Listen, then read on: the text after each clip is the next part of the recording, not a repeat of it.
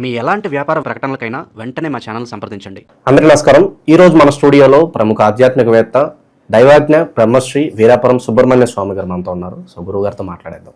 నమస్కారం గురు. శుభాశీస్సులండి. గురుగారు, విశేషంగా అక్టోబర్ మాసం అనేది మిథున రాశి వాళ్ళకి ఏ విధంగా కలిసి రాబోతుంది? అదృష్టాలు ఏమైనా వరించబోతున్నాయా? ఓవరాల్గా గ్రహస్థితి ఎలా ఉంది? ఎలాంటి పరిస్థితులు వీళ్ళకి ఎదురవుతాయి అంటారు?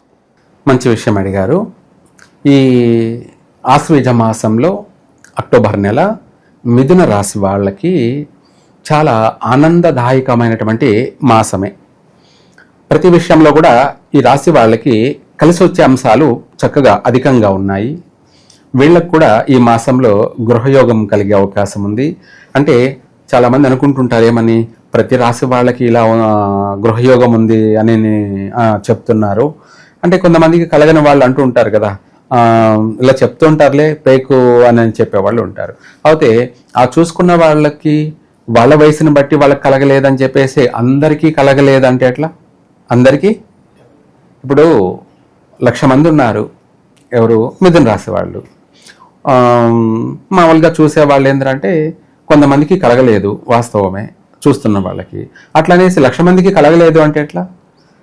ఎవరికి కలగాలనో వాళ్ళకి గృహయోగం కలుగుతూనే ఉంటుంది. అది కూడా మళ్ళీ రాశిలో కూడా జన్మకాల రీత్యా అనేది ఇంపార్టెంట్గా చూడాలి అంటే బిడ్డ వచ్చిన వేళ గొడ్డొచ్చిన వేళ అన్నట్టుగా వాళ్ళు పుట్టిన సమయాన్ని బట్టి వాళ్ళు అదృష్టవంతులై ఉంటారు. వాళ్ళకు ప్రతిదీ కూడా కలిసి వస్తుంటుంది, స్థిరపడుతుంటారు. కొంతమంది ఏంటంటే కొంచెం కష్టపడి నిదానంగా సొంత ఇల్లు కొనుక్కోవడం కానీ స్థిరపడడం కానీ జరుగుతూ ఉంటుంది. కొంతమంది ఉంటారు అంటే దురదృష్టవంతులు. అదృష్టవంతుడు ఏది చేసినా కలిసే వస్తుంది. దాన్నే కదా రెండు విషయాలు, మంచి చెడు. అదృష్టవంతుడా దురదృష్టవంతుడా? దురదృష్టవంతుడు ఏంటంటే వాడు ఎంత ప్రయత్నం చేసినా కావన్నమాట. దానికి ఇంకా మనకు కొన్ని ఇవి ఉన్నాయన్నమాట, సామెతలు. అవి చెప్తే కూడా బాగోదేమో, కానీ అటువంటి వాళ్ళు ఏది చేసినా కూడా కాక వాళ్ళే కామెంట్లు ఎక్కువ పెడుతూ ఉంటారు. కాలేదే అని అంటే మనం ఇంకా దానికన్నా ఇంకా గట్టి ప్రయత్నం చేయాలి. ఏం చేయాలి? వ్యక్తిగత జాతక పరిశీలన. ఇప్పుడు ఎవరికైనా తెలిసిన అవగాహనే, చెట్టు మీద పండు ఉంది, ఆ పండుని కొట్టాలి. ఒక రాయితో కొడతాడు, అది పడకపోతే మనిషి పడలేదని వదిలేయకూడదు, మళ్ళీ ఒక రాయి వేయాలి. రెండవ రాయి కూడా పడలేదు, మూడో రాయితో కొడితే పడుతుంది. అంటే మనం వేసే 3 రాళ్ళల్లో ఏదో ఒక రాయి అనేది తగులుతుంది, పడుతుంది. ఆ పండుని మనం తింటాం. ఒక రాయి వేసి నాకు పడలేదు, నేను దురదృష్టవంతుడిని అనుకోకూడదు. మనము 1, 2, 3 ప్రయత్నాలు చేయాలి. 3 ప్రయత్నాలు కూడా కాకపోయినప్పుడు అప్పుడు మనము ఏదో ఉంది సంథింగ్ రా అంటే దురదృష్టవంతుడని అప్పుడు మనం నిర్ధారణ చేసుకోవాలి. మనము ఒక పని కాలేదని చెప్పేసి అనుకోకూడదు ఎప్పుడు కూడాను. అందరూ అదృష్టవంతులే, ఎవరేం దురదృష్టవంతులేం కాదు. కాకపోతే ఇందాక మనం అనుకున్నట్టు ఏదైనా సరే ఆకులో పెడతావా బోకులో పెడతావా అన్న సామెత కింద ప్రతిదీ వెంటనే అయిపోవాలంటే కుదరదు. అది అదృష్టవంతుడైన వాడికి వెంటనే అయిపోతుంది, కొంతమందికి ఆలస్యంగా జరుగుతుంది. ఇందాక మనం అన్నాం కదా దురదృష్టవంతుడని. తను కూడా అదృష్టవంతుడే, కాకపోతే ఈరోజు కావాల్సింది రేపు అవుతుంది, ఆలస్యం పడుతుంది. అంతలో మనిషి చింతించకూడదు. ఏమని, నాకు క్షణాల్లో అయిపోలేదే అని చెప్పేసి అనుకోకూడదు. ఏ దానికైనా కూడా టైం అంటూ ఒకటి ఉంటుంది. కొందరికి వెంటనే అవుతాయి, కొందరికి ఆలస్యంగా అవుతాయి, కొందరికి మరీ ఆలస్యంగానూ అవుతాయి. కాకపోతే అవడం అయితే ఖచ్చితంగా అవుతుంది. ఇలా వరుసగా ఈ సంవత్సరంలో 3 గ్రహణాలు ఉన్నాయి కాబట్టి ఈ గ్రహణ ప్రభావాల వల్ల కొన్ని రాశుల వారికి షాడో, నీడ అంటారు. నీడ అంటే మనుషులు మానసికంగా ఇబ్బందులు పడడం, శారీరక పరంగా ఆరోగ్య ప్రకారంగా ఇబ్బందులు పడడం, ఇలాంటివి అధికంగా ఉన్నాయి. కాబట్టి ఆ సమస్యల నుంచి మనం బయటపడడానికి ఈ రాశి వాళ్ళు, మిథున రాశి వాళ్ళు చక్కగా కలిసి వచ్చే దానికోసమై అమ్మవారి మంత్రాన్ని పఠించడం మంచిది. ఎందుకంటే ఎంత పెద్ద నెగటివ్నైనా కూడా త్రుటిలో నాశనం చేసేటువంటి మంత్రమే, అంటే క్షణాలలో దాన్ని సంహరించేటువంటి మంత్రం చండాలి మంత్రం. అంటే ఇది అత్యంత భయంకరమైనటువంటి మంత్రం కూడాను. ఓం జ్వాలా మాలిని విద్మహే మహాశూలిని ధీమహి తన్నో దుర్గి ప్రచోదయాత్. మహాశూలిని ధీమహి. మహాశూలిని అంటే మనకు రాబోయేటువంటి 1,00,000 సమస్యలనైనా కూడా చీల్చి చెండాడుతుంది. 1,00,000 సమస్యలనైనా అంటే 10,000 కష్టాలనైనా చీల్చి చెండాడుతుంది.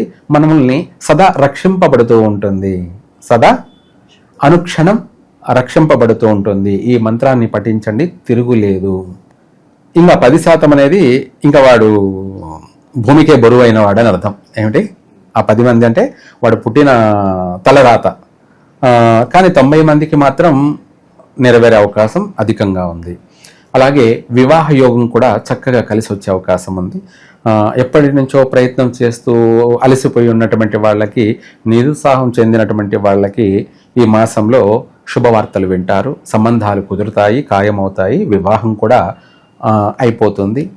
అలాగే లేదు కొత్తగా ప్రయత్నం చేయాలి అనుకుంటున్నటువంటి వాళ్ళు కూడా ఈ దసరా నెలలో అంటే ఈ ఆశ్వేజ మాసంలో ప్రయత్నం చేసినట్టయితే ఈ యొక్క మిథున రాశి వారికి తొందరగా వివాహం అయిపోతుంది. అంటే ఈ సంవత్సరంలోనే అయిపోతుంది.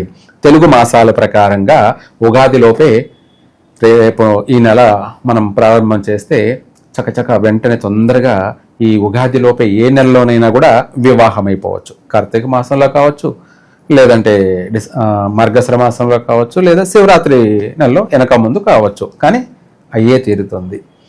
ఇదే కాకుండా సంతాన విషయంలో కూడా సౌఖ్యం, సంతాన సౌఖ్యం, ఆరోగ్య విషయంలో కూడా బాగానే ఉంది.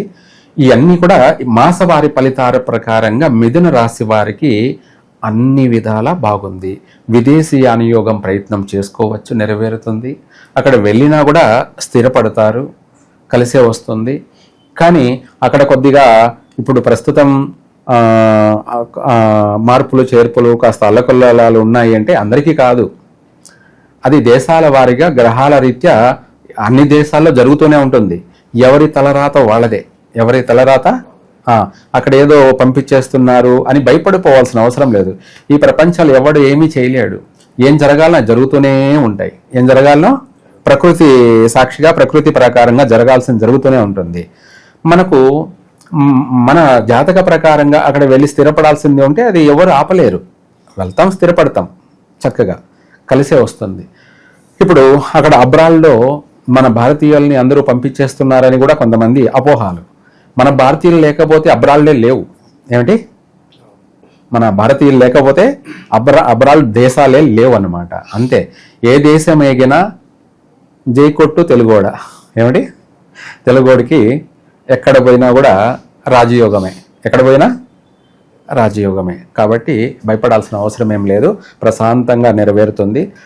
విదేశీ యానయోగం చక్కగా కలిసే వస్తుంది, ప్రయత్నాలు చేసుకోవచ్చు. నూతన ఉద్యోగాలకు కూడా ప్రయత్నం చేసుకోవచ్చు. ఈ మాసంలోనే నూతన ఉద్యోగాలు వస్తాయి, స్థిరపడతారు.